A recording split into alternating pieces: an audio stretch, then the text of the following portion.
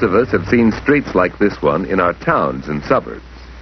And most of us have gone to a neighborhood restaurant, just as Jack and his sister Louise are doing.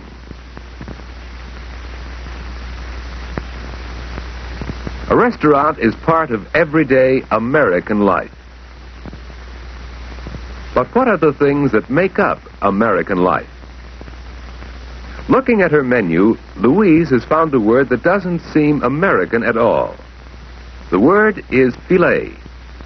Well, Jack knows that's a French word meaning slice. And there are other French words here. The word menu, for instance, as well as casserole, omelette, and mayonnaise. And the word restaurant, too. But how have French words become part of our language? They are part of the influence that we have inherited from France. Let's go back to 1534. In that year, a Frenchman named Jacques Cartier reached North America and sailed into the Gulf that he named the St. Lawrence. Cartier landed here, in what is now Canada, and he claimed this region for France. The early French explorers found that the broad St. Lawrence was a great river highway leading into the heart of the continent. Along this river, French influence was first carried into North America. Among the first settlements were those at Quebec and Montreal. Quebec, the first permanent French settlement, was founded by Samuel de Champlain. He was one of the first of the great French explorers in North America. The early French settlements founded by Champlain and others were wooden forts built for protection against hostile Indians. These early forts, with their trading posts, were the first centers of French influence in America. And one of the earliest influences was that of religion. French missionaries built chapels and converted many Indians to their faith. Among the many churches built by French missionaries is this one in Quebec.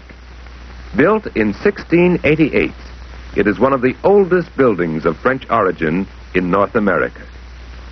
And the street on which it stands is one of the oldest in the New World.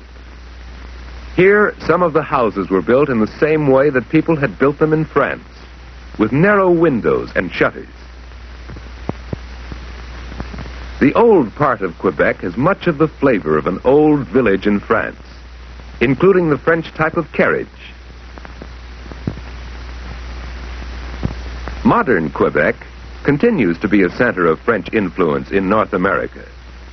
Here, the French language is still widely spoken, for many of these people are descendants of early French colonists. And many of the names in Quebec can be traced back to family names brought from France. From Quebec, French life was carried westward into the continent, so that today we find French influence in American towns almost everywhere. You can find it in your own town if you look carefully.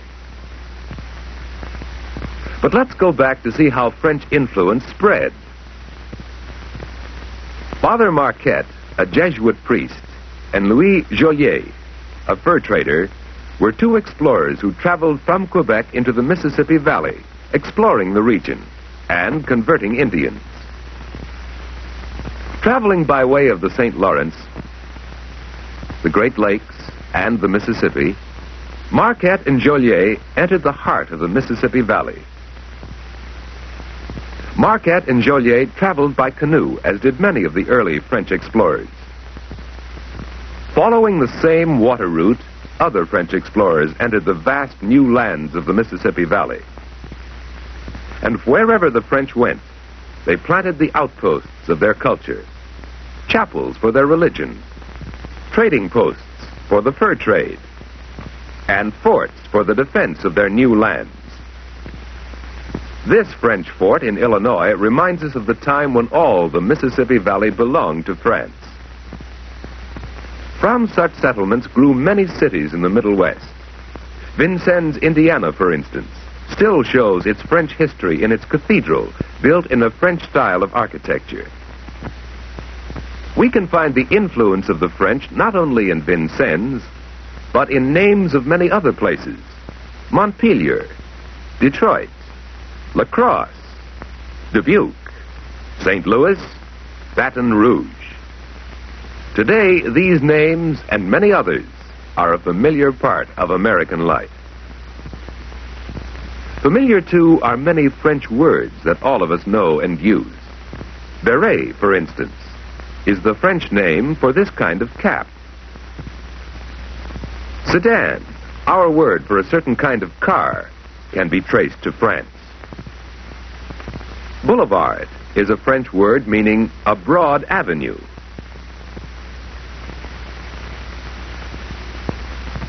There are many such French words which Jack and Louise, and all of us, use as part of our language. We often meet French words in our reading. Here's one, for instance: premier, a prime minister. Here's another: bayou. This is a word which the French settlers gave to the swampy streams or inlets they found in Louisiana. The story of Louisiana is also the story of the French explorer Robert de La Salle. He, too, helped build the French Empire in the New World. Following the explorations of Marquette and Joliet, La Salle continued down the Mississippi until he reached its mouth. He claimed all the valley for France. He named it Louisiana for his monarch, King Louis XIV of France. New Orleans, founded in 1718, was the capital of this vast territory. French influence in New Orleans is still very strong. In this city and in the region around it, we can find some of the best examples of the French way of life. One example we can find is the parish system of local government, still used throughout Louisiana. Under this system, which came from France, each parish corresponds to a county. The flavor of French life is strongest in the old section of New Orleans. The Cathedral of St. Louis is named after the patron saint of France. Here, in the section of New Orleans still called the French Quarter, we can find French influences similar to those we saw in Quebec. In New Orleans, as in Quebec, we find the French-style carriages on the old streets.